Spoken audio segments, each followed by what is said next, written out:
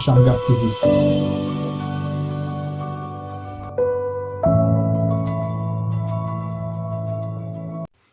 Imana ibahe umugisha abashiki bacu na bene data bakomeje gukurikirana Schamgar TV nk'uko mumaze kubimenyera buri wa kane mukunze kutubona tuganira mugenda mubona bagenzi banjye nanjye mujya mumbona uyu munsi nanone twagarutse kuri studio ya Schamgar TV ntabwo ndi njyenyine ndi kumwe na mushiki wanjye na bene data tugiye kuganira nk'uko muje kubimenyera tuba dufite insanganyamatsiko zigiye zitandukanye uyu munsi turi buganire ariko mbere ko tuganira ndashaka ko abo turi kumwe babanza bakabibwira noneho tukabona ko twatangira ikiganiro cy'uyu munsi mukomeze mukurikirane biba bishyushye uyu munsi Imana n'imigisha natangirira ibiryo bwanjye Imana ibahe umugisha nitwa Serafine Mukanyabyenda muri message dukunda kwitirirwa amazina y'abagabo bacu abenshi bazi ku izina rya Ser Gaspard. Imana ibahe imigisha ndi mwene data mbona Imana divin nkaba nshuhuje abakunzi ba Schamgar TV mwese Imana ibongera imigisha itagabanije. Imana ibahe umugisha nitwa mwene so Bolingo Amorane umugaragu w'Imana imfungwa wa Kristo mu Rwanda. Amen. Barakoze cyane kutwibwira nk'uko mubyumvishe ntabwo ndi njyenyine ndi kumwe na mushiki wanjye ndetse na bene data tugiye kuganira uyu munsi twifuje kuganira insanganyamatsiko nta yindi tugiye kuganira dukunze kumva hano hanze abantu bavuga ngo igihe twebwe twizereye message wasangaga abantu babirimo cyane abantu babikunze babifitiye umwete ariko iyo turebye urubyiruko uyu munsi tubona basa nkaho basinziriye bakunze kuvuga iryo jambo ngo urubyiruko turasinziriye uyu munsi nabazanye tuganirize abadukurikiye ndizera ko bari bubyungukiremo ndetse natwe ubwacu ndizera ko ikiganiro gifite uburebure rero nk'uko mwabyiyumviye ikiganiro kimeze murabona abo turi kumwe nagira ngo babanze batubwire mbere yuko dukomeza ikiganiro ese n'ibyari wizeye ubutumwa twe turi kumwe hano uyu munsi byari bimeze gute ariko mbere yuko tubwire uko byari bimeze wizeye ubutumwa byari mbere na mbere noneho duheraho tujya mu kiganiro turahera kuri Pastor Babingo. Imana iguhe umugisha njye nizeye ubutumwa muri 91.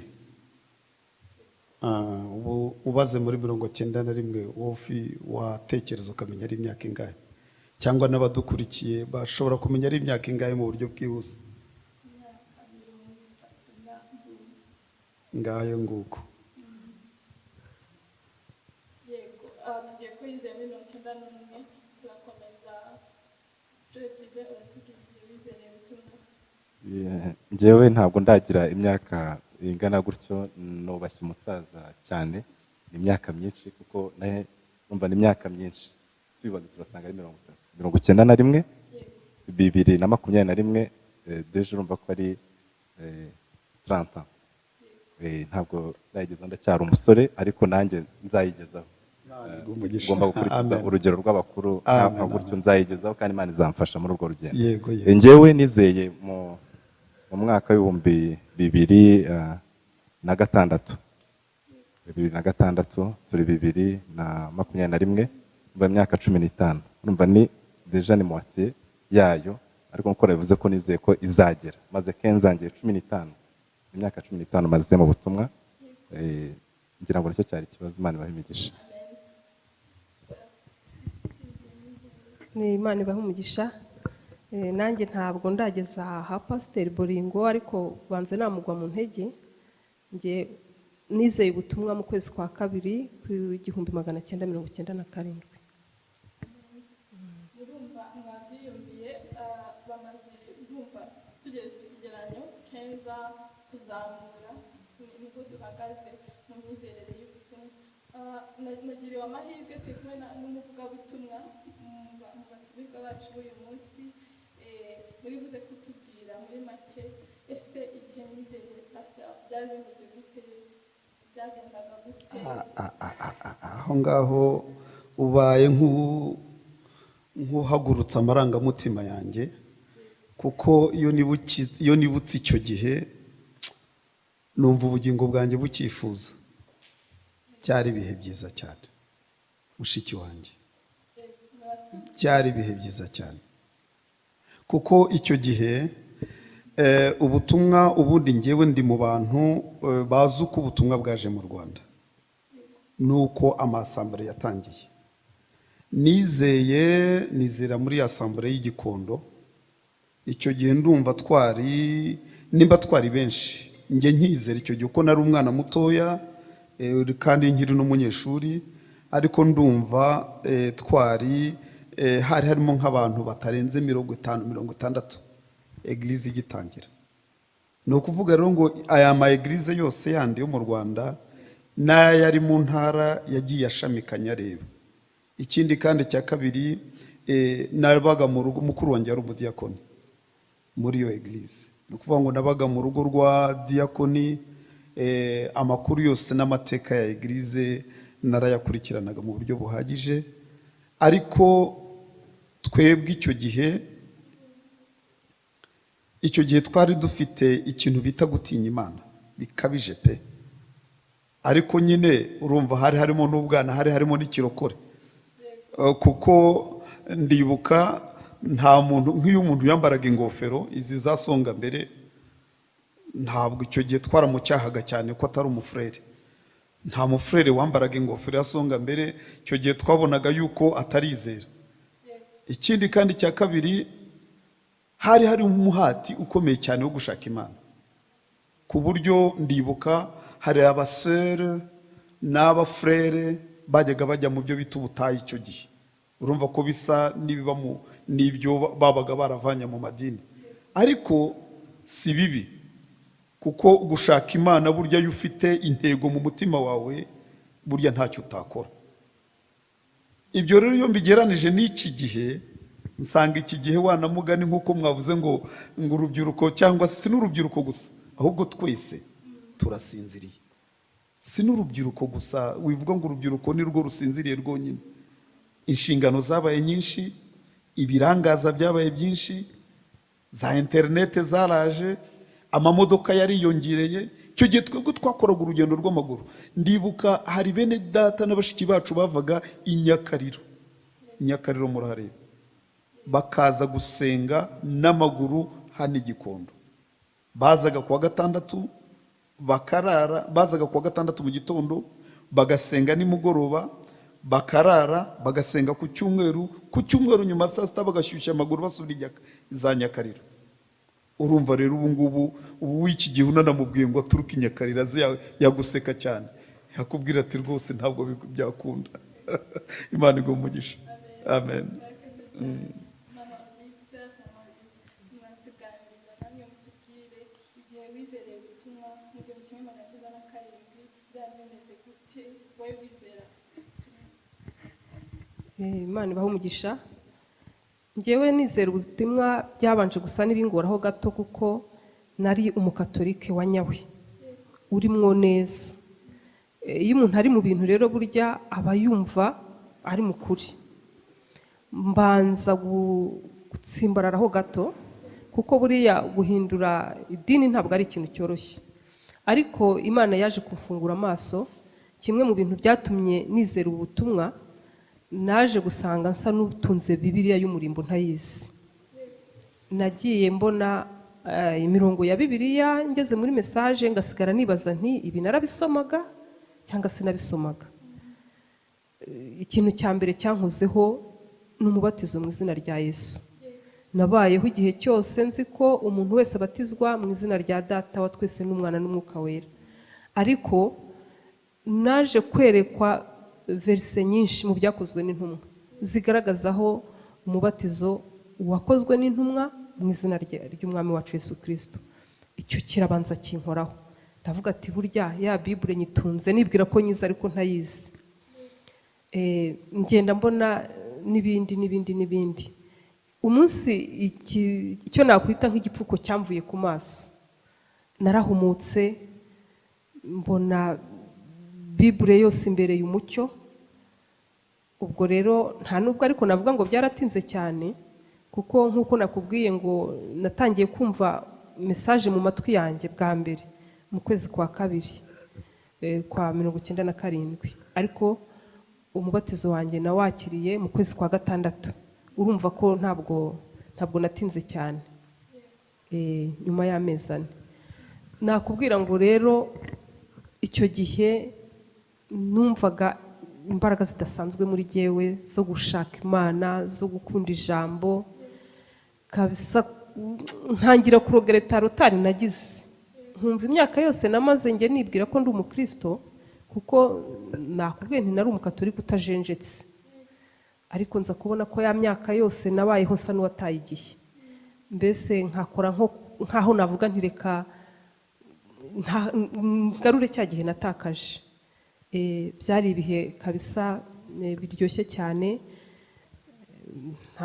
Ntabwo navuga ngo n'ubu ngubu narabihiwe, ariko nshyize ku munzani navuga ko umuriro, imbaraga numvise icyo gihe kabisa zankuye ahantu zinjyana ahandi, zimpishurira ko aribwo menye Imana, aribwo menye ijambo.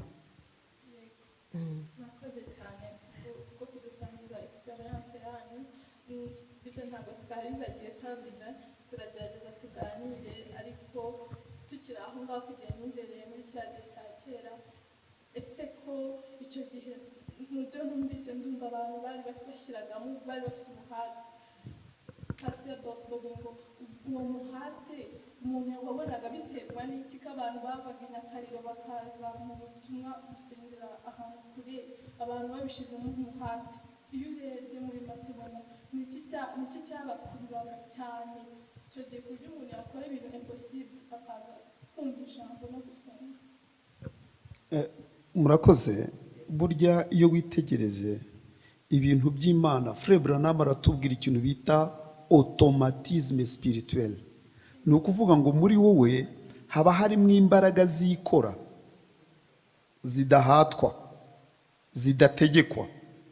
Umukristo rero iyo adafite icyo kintu cya automatisme spirituel, burya abarwayi. Ni nabwo burwayi dufite, kuko iteka dushaka gukora ibintu ari uko twumvishe ngo pasiteri yavuze gutya. Dushaka gukora ibintu ari uko dufatiye reference cyangwa dufatiye urugero ku bandi. Ni byiza gufatira urugero ku bandi, kuko hari icyo bita nanone influence de notre. Undi ashobora kukwinfluence, akakwinfluence mu bintu byiza, birashoboka. Ariko nubwo kwinfluence uba ugomba kuba ufite ikintu muri wowe cyikora, ryajwi riguhamagarira iby'Imana, ryajwi rikubwira riti Kristo akeneye iki, ryajwi rikubwira riti dore urashonje mu mwuka, jya gushaka imbaraga. Ubu ngubu rero nta muntu yo nitegereje aba afite ayo majwi kugeza ubu. Niyo mpamvu bakubwira ngo insire billion. Iryo jambo ry'umuhanuzi nge ntabwo ndidutaho kabisa, ni 1 kuri miliyoni.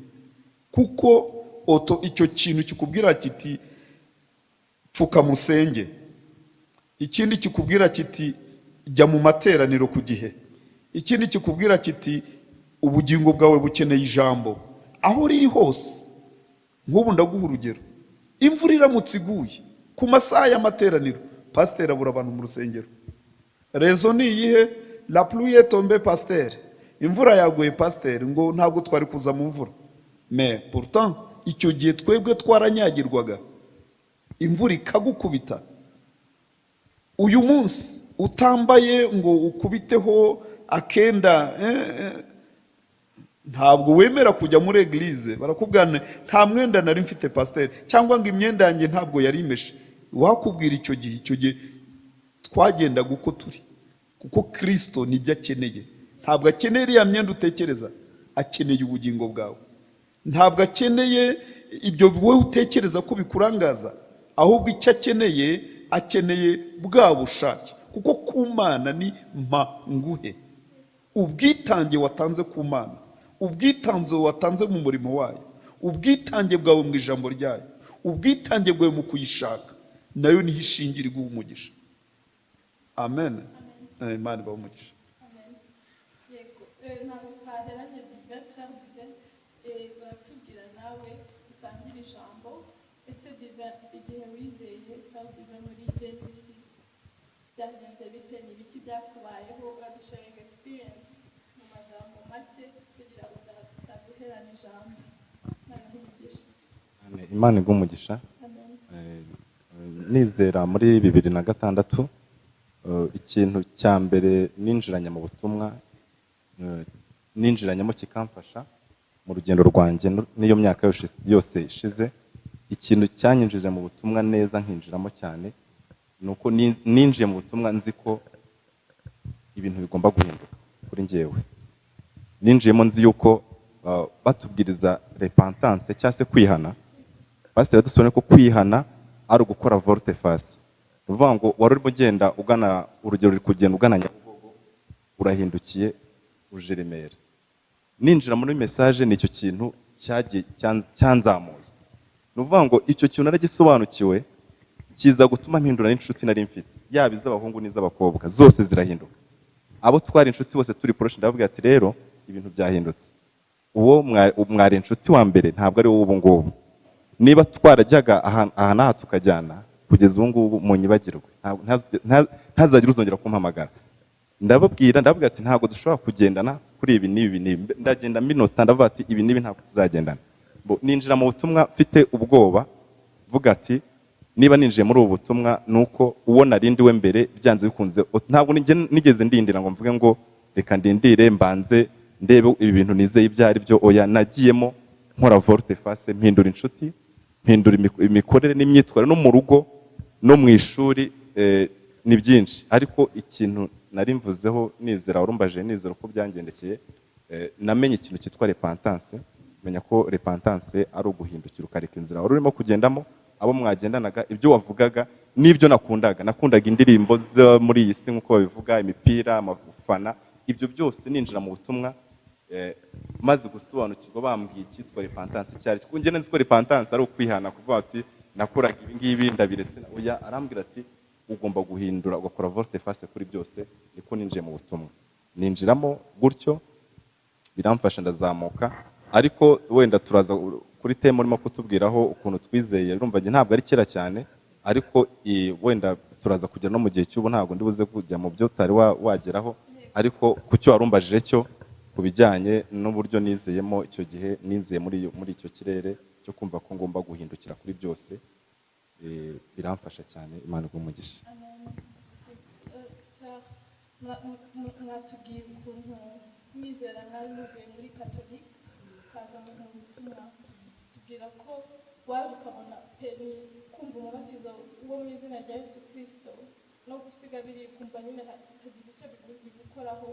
None nyuma yo kuva muri Katolika uza muri message, wabibonye ute, wiyumvisha ute, niyihe diference wabonyemo hagati yabo naho waruje? Niki cyabaye gihindura ibintu byose ukavuga ati ibi bintu nibyo ko ndumva ntabwo wongeye gusubira hariya? Hari ikintu cyaba cyaragusunitse ukavuga ati ibi nibyo noneho ngumye aha ngaha? Wenda uradusangiza icyo kintu cyabaye muri make. Imana ibahe umugisha. Icyabaye cyo navuga ngo ni ubuntu bw'Imana, ni ubuntu Imana yangiriye. Kuko itorero nari ndimo nakubwira ngo ni itorero ryoroshya ibintu. Ni nkaho rero wava nko kuri tere iri simante ukajya kwigaragura mu ivumbi, ngewe mbigereranyije. Kuko hari byinshi pe twiberagamo wavuga uti ni nk'umunyenga, ariko maze kugera muri iyi message nsanga ko nyine ari isi ebyiri zitandukanye. Uretse no kuba nakubwiye ntinasobanukiwe umubatizo ntari nywuzi, ariko no mu buzima busanzwe hari byinshi byansabye ko mpindura. Abandi bakabibona nkaho ari ibintu bigoye, ariko wowe iyo wamaze kwakira ubwo buntu bw'Imana usigara wumva ari ibintu byikora. Nk'uku Frere Dive yaramaze kuvuga ati nahinduye ibintu byose, mpindura inshuti, mpindura iki. Twese niko byagenze, ziranihindura ubwazo. Iyo utazihinduye zirihindura, kuko usanga ari nk'urugamba ugiye kurwana. Nakubwira wenda nk'ibintu bimwe na bimwe byagiye bingora cyane. Urumva ngewe nizeye nizeye ngewe ndi umumama mfite urugo, mfite inshuti zigenda mu rugo, mfite abantu bo mu muryango bagenda mu rugo, hari ibyo umenyereye kubakiriza. Icya mbere ni inzoga. Umushyitsi yazaga mu rugo akaba yumva ko ari bunywe inzoga kandi nyine bari barazihanyweye. Nk'ubwo rero kugira ngo wumvishe umuntu ngo uru rugo rwacu ntirukinjiramo inzoga, iyo arayihanyweye inshuro irenze imwe, noneho bamwe ari n'ababyeyi bakuruta, ari ba sobukwe, ari ba nyokobukwe, ni ikintu cyangoye cyane. Ikindi kintu nakubwira ngo cyangoye cyane ni imyambarire, uburyo twatunganyaga imisatsi. Abari inshuti zawe nyine basigara bagufata nk'umusazi, ariko ukwiyumvamo imbaraga zidasanzwe. Niyo mpamvu nakubwiye ngo ni ubuntu Imana yangiriye, kuko bitabaye ubuntu bw'Imana izo mbaraga ntabwo wazibonesha. Abari inshuti zawe baraguseka, abari abo muri famiye baraguseka, abo mukorana ku kazi bakaguseka, mbese bagasigara bagufata nk'ikintu kidafite ubwenge. Ariko aho kugira ngo wiyumve gutyo, ngewe nakubwira ngo nagiriwe ubuntu bw'uko ntabwo ibyo bintu byigeze binca intege pe, ngo numve ncitse intege. Ariko nakubwira ngo natakaje inshuti nyinshi zirimo ndetse n'abo muri famiye kubera izo mpamvu zitandukanye ngiye nkubwira. Ubwo ni bikeya ariko haba hari byinshi uyu muntu yagiye ahura nabyo. Ariko rero uko iminsi igenda ishira, abantu bagenda baguha rezo. Burya iyo uri mu ruhande rw'Imana, Imana nayo iba mu ruhande rwawe. Igihe kiragera umuntu akakubwira ati rwose ndagarutse tubane nk'uko twabanaga. Wa mubyeyi wari warakurakariye akakubwira ati ngiye kukubahira imyizerere yawe, nzanywa fanta umpaye cyangwa se nyihorere tuganire birangire nitahire. Ubwo nyine uko iminsi igenda message ikomeza kugenda indyohera, inyubaka. Abagusuzuguraga bamwe bakagaruka, abandi ntibagaruke, ariko ubuzima burakomeza, bikomeza kugenda neza. Ariko muri make nyine nakubwira ngo kuva muri Katolika ukajya muri iyi message ni urugamba. Ni urugamba kabisa, ariko iyo uri kumwe n'Imana urarurwana ukarutsinda. Nakubwira ngo rwose nararurwanye nararutsinze, kandi ku iherezo hari n'abatinyuka bakakubwira bati ariko nyamara bya bintu turabona ari ukuri, nubwo ngewe numva ntabishobora, ariko turabona ari ukuri pe. Nuko ubwo nakubwira ngo muri make nuko urugendo rwagenze. Murakoze cyane, murimo muragenda mudufasha mutuganiriza. Noneho ndumva noneho twajya mu kiganiro cyacu neza, mwagiye mudusangiza ibintu bitandukanye. Sœur yagiriwe ubuntu aba muri Catholique, aza mu butumwa Père Divin, yahuye na repentance. Papa Baninga yatubwiye ukuntu icyo gihe hariho umuhate. Noneho nifuzaga ko noneho twagereranya n'uyu munsi tugashyira ku kigereranyo cyangwa se icyo nakwita nk'umunzani. Icyo gihe mwatubwiye ngo abantu bari bafite umuhate, abantu bari babirimo. None uyu munsi icyo nibaza nk'ikibazo, ko message ari imwe, ibintu nta cyahindutse, uwo musinziro ugaragara yaturuka he? None ni iki kigitera, ni iki kibiri inyuma? None uyu munsi ni iki kitagenda? Kumenya ikitagenda wenda kwaba nko gutera agatoki ibunaka, ariko kandi atari cyo kigamijwe. Ahubwo ngira ngo nk'uko musabye tuti tugereranye ibya kera n'iby'ubu, kandi twabonye ko iteka uzanarebe nawe ushyize abantu hariya ngo basiganwe. Iyo abasiganwa bagitangira batangirana umurava n'imbaraga, ariko uko urugendo rugenda rurushaho kuba rurerure, n'imbaraga wakoresheje ntabwo arizo ugera nayo ku musozo. Umusozo uzajya kugera rimwe na rimwe wananiwe. Ariko ibyiringiro dufite ni uko abari muri Kristo twongererwa intege umunsi ku wundi, kandi aho intege nke zacu zigeze niho Imana itangirira ikora. Nibyo byiringiro dufite. Ariko ubundi witegereje urasanga ko kera hari imbaraga zidasanzwe, si ukuvuga ko hari aho zagiye, kuko ya Mana yakoze ejo n'uyu munsi ntaho yagiye, n'iteka ryose rihinduka, ntaho yagiye, kuko Imana ubwayo yo ntihinduka, ariko umwana w'umuntu we arahinduka. Twebwe duhinduka kubera iki? Kubera ibiturangaza tuba twahuye nabyo, ahanini no kubera igisekuruza turimo kigenda gikataje. Umuhanuzi yavuze ko iki gisekuruza kizaba ari igisekuruza kigoye, kandi koko kiragoye. Kigoye mu rugo, ababyeyi bafite ingo, kugira ngo umanaginge urugo, ushobore education y'abana, imacingane n'ubu butumwa bugoye. Papa abira icyuya, ndababwiza ukuri. Kugira ngo ube uri pasteur cyangwa se uri umuyobozi w'itorero, uparvene kuri managinga ku buryo umwuka wera amanuka akarikoreramo, abantu bakabasha kugera kuri ku musaraba nk'uko byasezeranijwe. Ndakubwira, uri umukozi w'Imana watumwe, icyuya kiraza. Ibyo ngibyo rero biraterwa n'iki? Biraterwa na cya gisekuruza umuhanuzi yavuze kigoye, ariko Bible irongera ikavuga ati unesha.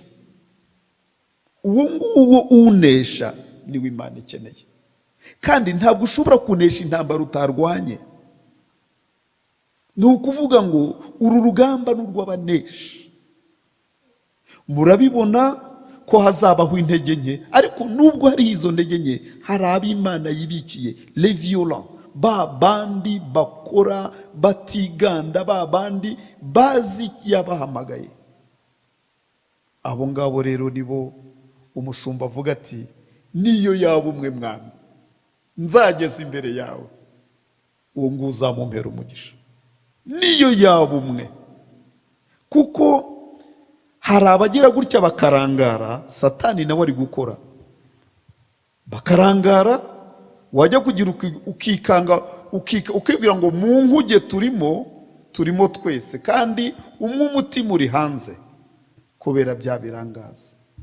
Ariko inama nabagira, iyatangiye umurimo ni nayo izawusohoza. Amen. Hari ikintu mwakomojeho, iyo utangiye urugamba, imbaraga utangirana ntabwo arizo ugufitiye urimo hagati. Ndizera ko buriya twe turimo hagati muri uru rugendo rwenda gusozwa.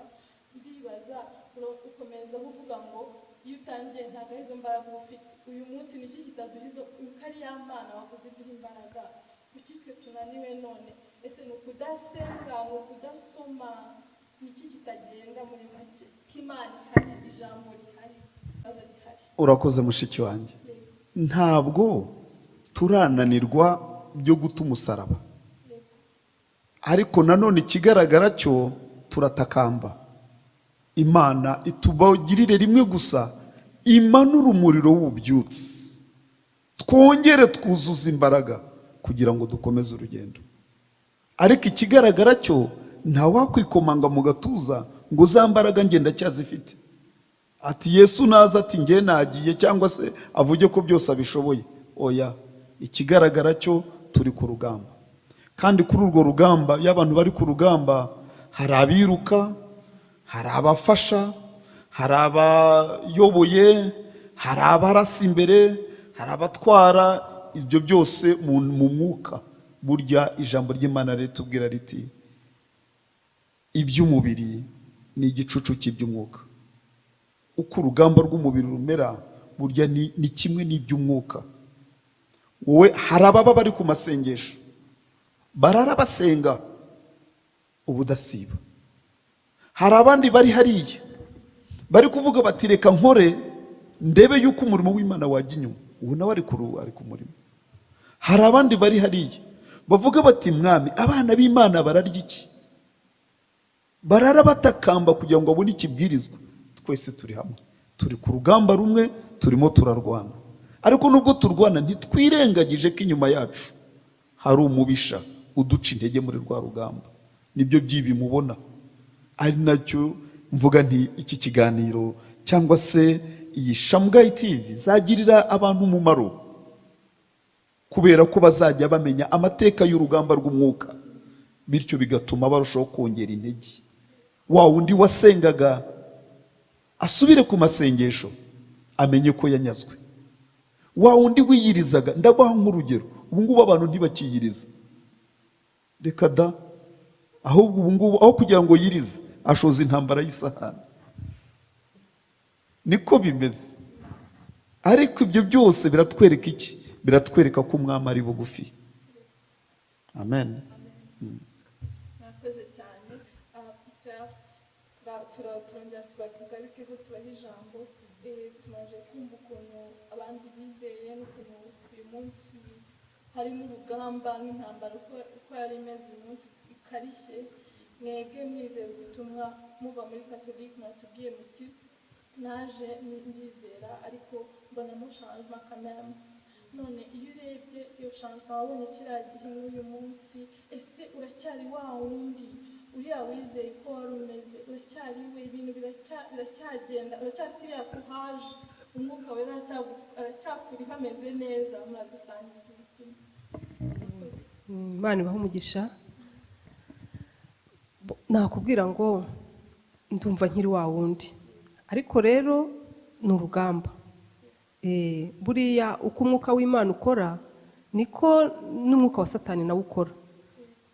Umunsi ku munsi umuntu yumva ibicantege, ukumva ibishaka kukugabanyiriza imbaraga, ariko bivuge ngo nyine burya umukristo ni nk'umusirikare uri ku rugamba. Ugomba kumenya izo atake ufite, nawe ukamenya kurwana nazo. Nakubwira ngo buriya uko imyaka ishira niko ibirangaza bigenda biba byinshi mu bantu. Njya mbona icyo twita iterambere ubu ngubu. Iterambere tubona ubu ngubu utaryitondeye ni ikintu cyakujyana kure y'Imana. Bisaba ngo rero umuntu agomba guhora ari maso pe. Hari igihe wenda abantu bibeshya ngo iyo wabaye umukristo ukakira umwuka wera birahagije, ushatse wakwiryamira ugasinzira uba wagezeyo. Oya, ntabwo ariko bimeze. Ni urugamba umuntu akwiye kurwana umunsi ku munsi. Buriya twebwe tukizera, itorero ryari rito cyane, twebwe twizeye dusengera muri salo y'umuntu. Nakubwira ngo twabaga turi abantu batarenze 40-50, tusa nkaho turi hamwe rwose. N'umwungeri yavuga ati abantu bose mbafite mu gipfunsi. Urumva ntabwo kumanaginga abantu 40 byakugora. N'urugo rwose yashoboraga kurugeramo, icyumweru kigashobora gushira tukongera guhura azi amateka ya buri muntu. Ariko ubu ngubu nakubwira ngo itorero ryarakuze, twabaye benshi, ibibazo byabaye byinshi, birangaza byabaye byinshi, urabyumva nawe. Ubwo rero mu ncamake nakubwira ngo urukundo nari mfite nkizera, uburyo numvaga ijambo rinryoheye nta cyahindutse n'uyu munsi niko rinryoheye. Ariko nibyo guharanirwa, ntabwo wakwicara ngo widamarire ngo uvuge ngo narakiriye birahagije. Ni ukubirwanirira buri munsi, ni ukubivomera nk'uko umuntu atera igiti akakivomera kugira ngo gikure cyera imbuto. Murakoze cyane. Twakomeje kumva mutubwira ibya kera n'uyu munsi. Ntabwo yigeze abona umwanya wo kuba yatuganiriza. Tubwire, ese igihe wizeye watubwiye hari ikintu wagize gikomeye cyane. Nizera ko abantu benshi badashobora kuba bashobora gufata umwanzuro bagakora uyu munsi, kuvuga ngo ntuzongere kumvugisha, ntuzongere kumpamagara, ntabwo tukiri mu nzira imwe. Ni ibintu nizera ko abantu benshi uyu munsi badashobora gufata decision ngo bakore. Ese iriya icyo kintu cyagushinze kuba wakora icyo kintu uyu munsi, iyo urebye iyo speed na speed wazanye mu butumwa, ugahita uvuga ati ngomba gukora uko ibintu ijambo ribivuga. Uyu munsi uracyari kuri ya speed, ibintu biracyagenda nka kuriya byari biri. ntabwo turi kuganira kuri mwebwe tubabaza iby'ubuzima bwanyu, turi gushaka kureba muri make mu kigereranyo nk'abantu turi kumwe hano, wowe byari bimeze ute, iyo sipidi uyu munsi imeze ute, noneho tuze kuba twashira muri rusange kugira ngo wenda n'abadukurikiye nabo ku giti cyabo bagire icyo bakuramo. Ijambo ni ryawe. Murakoze cyane. Nk'uko wari ubivuze niko byagenze. Ugeze uyu munsi ntabwo nigeze njya kure yabyo, kuko ndibuka neza n'igihe najyaga kwiga muri kaminuza, ngezeyo nabwo nashyizeho ingamba, mvuga ukuntu ngomba gutwarwa n'abantu. Ntabwo nagiyeyo ngo buri wese abe yantwara uko abonye, byari nyuma yaho. Ni ukuvuga ngo nakomeje ngendera kuri za principe nanashyizeho kugeza n'uyu munsi. Rero yaba no ku kazi n'inshuti zanjye, ntabwo bivuze yuko nshyiraho bariyeri ngo simba inshuti n'abantu. Tuba inshuti, yaba ku kazi mfite inshuti, yaba muri quartier ngira inshuti, ariko ziba zizi ibyo ntashobora gukora, baba bazi aho ntashobora kurenga, baba bazi aho nshobora kugera n'aho ntashobora kugera.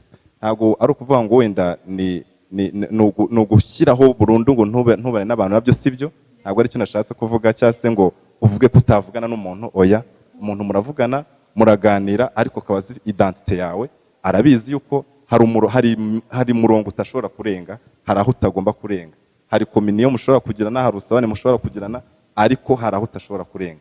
Ibyo nababikomeje ndabigumana kugeza n'uyu munsi, ndacyabifite n'ubu ndacyabigenderaho. Yaba aho ndi hose, aho ngeze, niyo niyo quartier nimutse, aho ngeze baba bazi neza yuko hari ibyo tudashobora kujyanamo. Shubije icyo kibazo narabikomeje kugeza n'uyu munsi, ndacyabikomeza.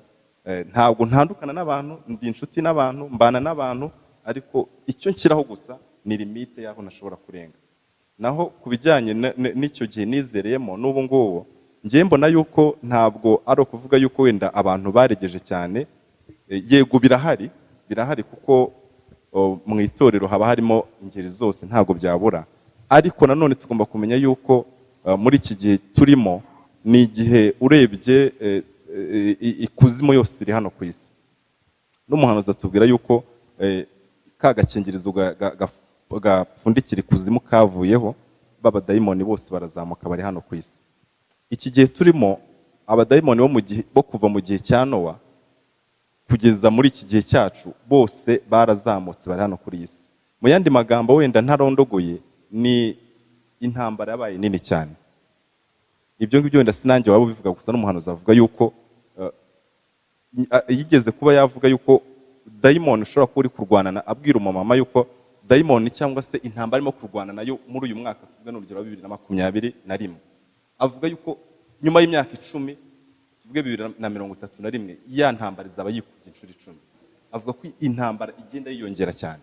N'umuhanuzi Pawulo nawe yaravuze yuko abonye no minsi, yabonye ko ari iminsi igoye. Na pasiteri nk'umukozi w'Imana yabivuzeho yuko ni iminsi igoye, ni iminsi ikomeye. Ariko nanone ntabwo tugomba kwirengagiza yuko nubwo bimeze bityo, nicyo gisekuruza nanone Imana iyo yashatse guhitamo umugeni wayo kandi izamubona. Nubwo hari uko kuregeza, hari ubwo burangare, hari ibyo byanduye, ibyo biruhanya byose bihari, ariko aho ngaho niho hazasohokamo ntitubyirengagize. Natwe tutaza gutwarwa ngo dutwarwe nuko ngo hari ukuregeza, hari ukutitaho message itagifite agaciro. Oya, ibyo ryaba ari ikosa rikomeye cyane.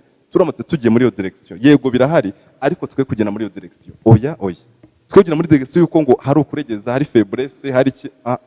Na Eli ubwo yageze kuri icyo gihe, na Eli byamubayeho, kandi umuhanuzi agira ubwo ribaza, umenya ari njye wenyine usigaye uri gukorera Imana, ariko Imana iramugena ati oya Eliya, nubwo ari uko bimeze, hari abantu 7,000 nizigamiye batari bapfukamira Bayali. Uvuga ngo no muri iki gihe, Mama Oliva yabivuze, uhereye yizeye Serafine, nubwo ariko ari umuryango, yego, ni ukuvuga ngo uhereye yizeye, intambara yarwanye nayo yikubye inshuro y'imyaka amaze ya nyuma yuko amaze kwizera. Mwene data pastor, uhereye yize muri 1991, intambara yagiye yiyongera, baba demoni baragiye by'ibiku. Twebwe urubyiruko rero, ubu ngubu aho turi, aho duhagaze, dufite intambara Bolingo yarwanye muri 1991, 1992, 1993, zose zaraje ziri kuri njyewe, zose zaraje. Yanabivuze ko atari urubyiruko gusa, ni twese ni twese. Ariko icyo nshimangira ni uko muri izo ntambara zose, muri ibyo byose tubona ya terambere mu Oliva yavuze, mu mbabare kumwita mu Oliva, nibyo afite umwana witwa Oliva kandi ni ibintu bimenyereye, Serafine. Muri izo ntambara zose harimo Imana itwohereza imbaraga, yatwohereje umuhanuzi, iduhishurira igicu, idubwira bwose irabuhishura. Ibyo byose rero bizadufasha kuba twarwanya za ntambara, nubwo ari nyinshi ariko tuzazibona kandi tuzitsinde, tuvemo twamaze kunesha. Kwa kuregeza na bya byose Imana izadufasha tubirwane kandi tubitsinde. Imana ibamigisha. Amen. Murakoze cyane kandi ntarakwambura ijambo. Hari ikintu bivuze ngo n'agakingirizo k'ikuzimuka kavuyeho, abadayimoni bose baraha. Kandi nanone ukongera ugasanga natwe nubwo agakingirizo kavuyeho, ntabwo turi duhumutse amaso ngo tubibone, noneho tugira ahubwo urumva icyo gihe muri 91 tugira ahubwo ububyutse burushaho 91 ko Satani none hari gukora cyane. None urumva twe turi he ahubwo? Urumva ko tutari mu byago? Niba Satani iri gukora cyane n'ingabo ze zose, natwe tukaba turegeje kurusha uko twanatangiye, icyo kintu bakivugaho iki?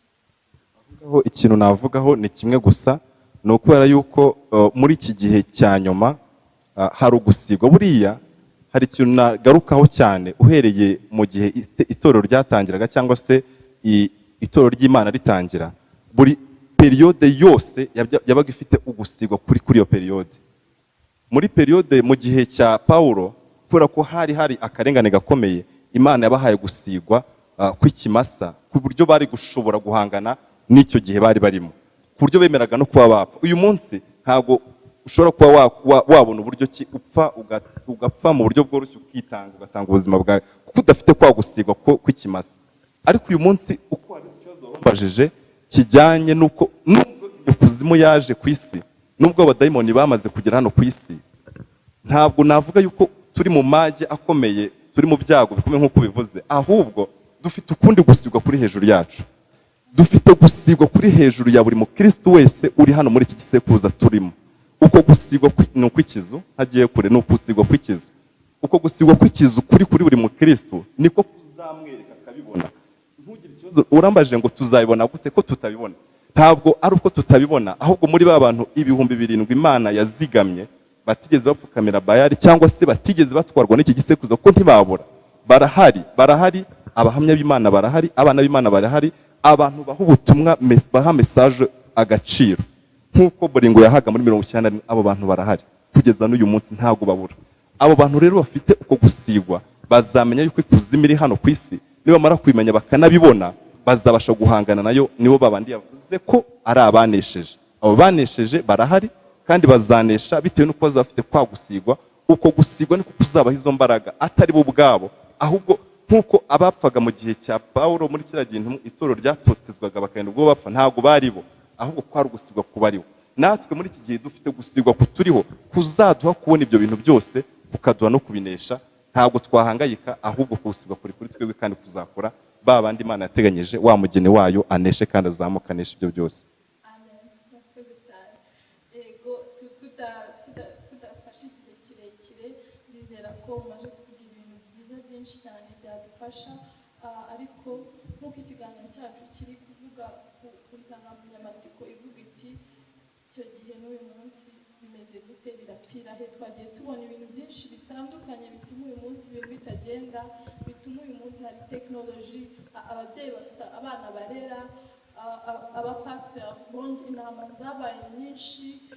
Urumva ibintu ni byinshi cyane bihari bituma ibintu bidakomera nk'uko byakabaye bikomeye, ariko nanone hari imbaraga zitatubwiye zihari ziri hejuru yacu z'ikizu. Urumva rero ko nta kibazo twagira.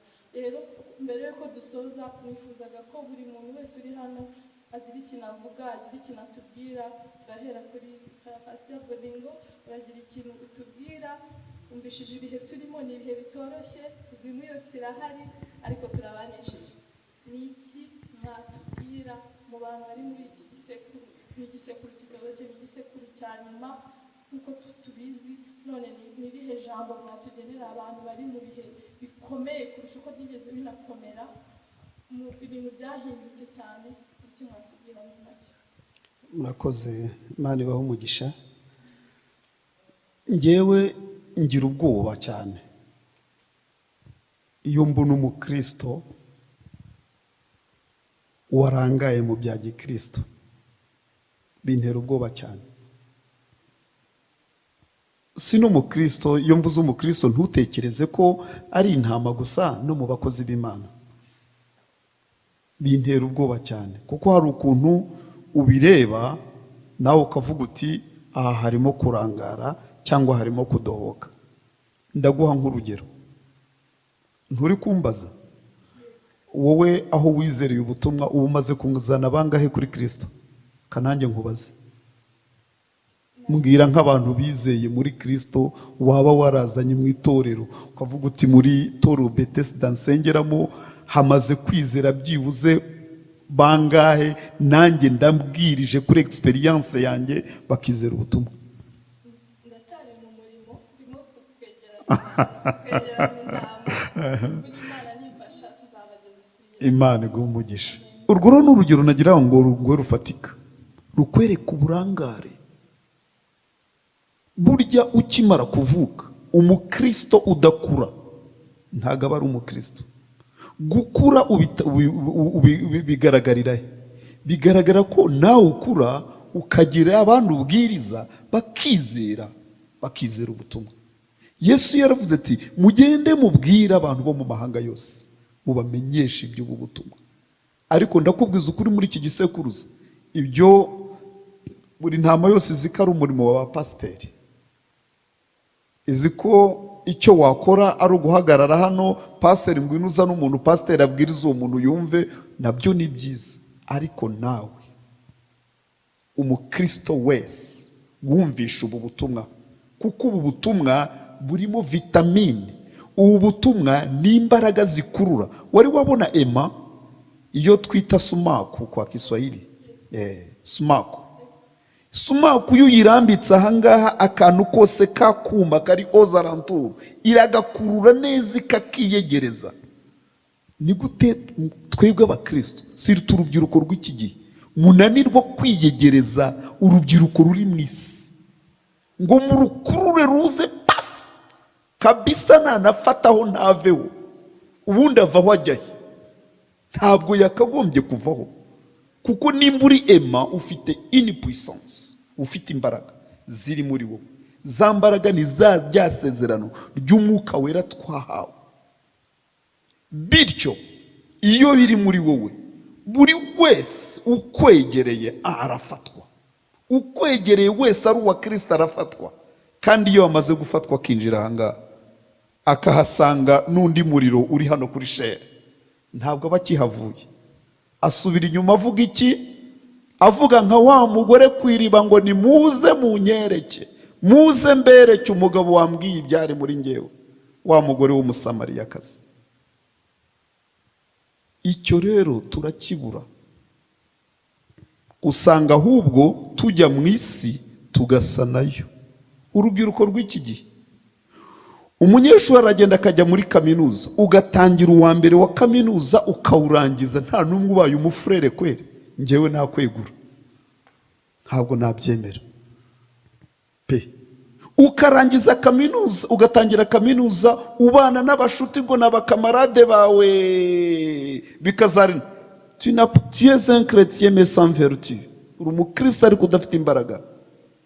Iyo ukiza kuzigira wakamenya icyo uri cyo, nabo bagakura. Ahubwo bijya kurangira ari bo, numvishe ikiganiro cy'ubushize mwatanze, Imana ibahe umugisha, ngo abantu ngo bajya mu kabari cyangwa ngo bakajya he, bijya kurangira buke buke akugobeza, ngwino tujye kunywa kamwe, akugobeza ngo n'agafanta ntacyo bitwaye. Ariko wowe wamubwira ngo ngwino tujye muri assemblée twumve, akakubwira ngo oya ngo mfite ubukwe bwa grande se, ngo ntacyo, ukabyihurira. Nawe ica ubwo bukwe bwaze yumva ijambo ry'Imana. Amen. Kuko Yesu yaravuze ati nimureke abapfu bahamba babo, kandi ngo intama zanjye ndazizi. Iyo witegereje rero imbaraga z'icyo gihe twe twadufite ukareba n'iz'iki gihe, abana b'iki gihe nanjye ndabafite, ariko haracyarimwe akantu kabura. Ni nayo mpamvu nsaba, nimba hari abakozi b'Imana banyumva, cyangwa ababyeyi bari mu rugo nibongere rungo sinzi ukuntu nabyita mu kinyarwanda, nibongere imbaraga, bareke kuregeza ahubwo basunike, kuko iyo ari umwana w'Imana ahita yigaragaza. Umwana w'Imana buskiriye gatoya gusa imbuto ze ziragaragara, itakwereka ko ari umwana w'Imana nta handi yajya. Ariko nanone iyo buskiriye ukabona imbuto ntizera, uhita umenya ataba ni babandi Yesu yavuze ko tuzabamenyera ku mbuto zabo. Muri make rero sinshaka kugumana ijambo ngenyine, reka ndihe na bagenzi banjye, ariko ikigaragara cyo dukeneye kongera imbaraga mu rugendo. Kera twaragendaga mushiki wanjye, uri kugenda mu mutima wawe ukumva ngo intambara yewe, intambara ni nyinshi, mugume muri Yesu umwami abaneshereza intambara. Ukabyumva muri wowe, ukumva wowe ukabona kuko turi mu ntambara, ukabona na bene data ko bari mu ntambara. Ubwira abasenga bakomeze gusenga, bagume muri Yesu umwami abaneshereza intambara. Ibyo rero urabona ko kiracyari ikibazo gikomeye cyane. Biradusaba kongera intege, birabisaba urubyiruko ntirucike intege, biradusaba bashiki bacu ntibacike intege, ababyeyi mu rugo ntibashike intege, kandi byose bikomezwa no gusenga. Abakozi b'Imana bafatana urunana, ibibatandukanye babireke, ahubwo bajye mu bibahuza, kuko amaraso ya Yesu Kristo aracyariho kandi ni mazima. Imana ikumugisha. Amen. Mu magambo make watubwiye témoignage yawe, watubwiye ukuntu wizeye n'ukuntu ugihagaze ushikamye. Uyu munsi urubyiruko ntekereza ko abenshi muri twebwe, abenshi sinakwikuramo nanjye ndi urubyiruko, Imana ishimwe ko harimo urubyiruko, urabizi neza hano hanze ukuntu bimeze, ntabwo wasanga urubyiruko dushikamye, ntabwo izo mbaraga pastor yavugaga uzibona mu rubyiruko. Cyane cyane twagutumiye nk'urubyiruko kugira ngo tubwire nk'urubyiruko, ese nta témoignage ihari, none nk'urubyiruko ni iki ubona twebwe twakora uyu munsi tugire izo mbaraga duhagarare twembi n'iyo témoignage yawe, ku buryo usanga eglise yose y'urubyiruko ishobora kuba yayitanga. Batubwira mu magambo make. Ikintu kimwe navugaho nihuse cyane ntagiye muri byinshi, ni uko buri rubyiruko wese, buri musore cyangwa se umukobwa yaharanira kuba muri ba bantu Imana ishobora gutangira ubuhamya akavuga ati hari abo nibikiye. Nuko yaba njyewe, yaba wowe Anne, cyangwa se undi mu jeno twumvise, yaharanira kuba muri ba bantu 7,000, cyangwa se yaharanira kuba nk'uko pastor yabivuze 1 sur 1 million, ni ikibwiriza cy'umuhanuzi gihumekewe. Yaharanira kuba uri umwe kuri miliyoni imwe, agaharanira kuba ari we abawe. Muri wese mu rubyiruko akishyira mu tw'icyo kintu, akavuga ati niba ari 1 sur 1 million, reka mbe uwo umwe aba ari we mbawe. Niba ari babandi 8 mu gihe cya Nowa bakize umwuzure, igihe Imana yarimbuzaga isi umwuzure agakira abantu 8, buri rubyiruko naharanire abe muri abo 8. Nkeka ko buri wese agize uwo mutwaro muri we, aho yajya hose ntabwo yagenda nk'uko bisanzwe. Na ya tekinoloji cyangwa se byatumanaho, ya civilisation, ryaterambere, ntabwo zishobora kugira imbaraga ziruta guharanira kuba umwe. Uzi umwe kuri miliyoni, 1 sur 1 million, umwe kuri miliyoni ni ikintu ugifite muri wowe, ukaba ufite niba ari abantu 8 nk'uko byagenze mu gihe cyane, ukavuga ati mbe umwe muri bo.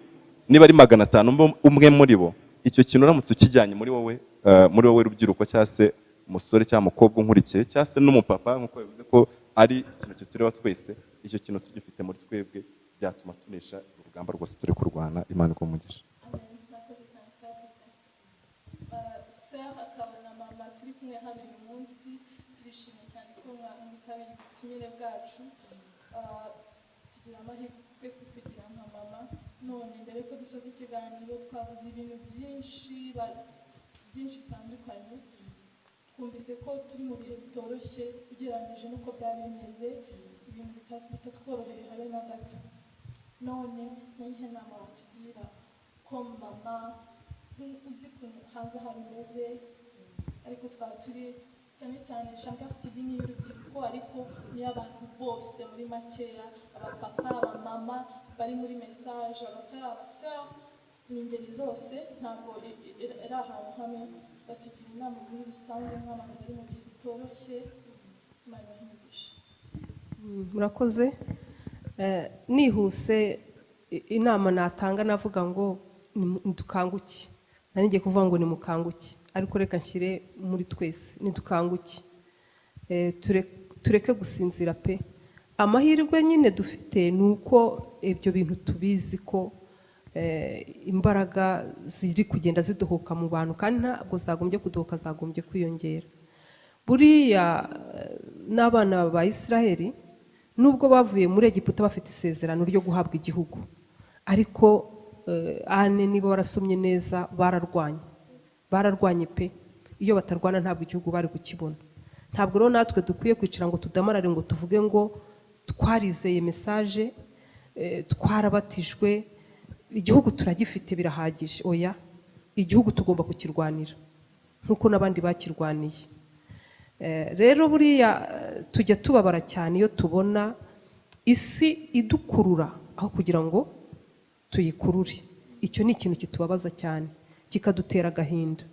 Nkuko umukozi w'Imana Buringo yaramaze kutuha urugero mu kanya, ukuntu iriya sumaku ikurura, niko abana b'Imana twagombye gukurura bisi. Ariko ikibabaje, ubona isi ikurura abana b'Imana cyane kurusha uko bo bayikurura.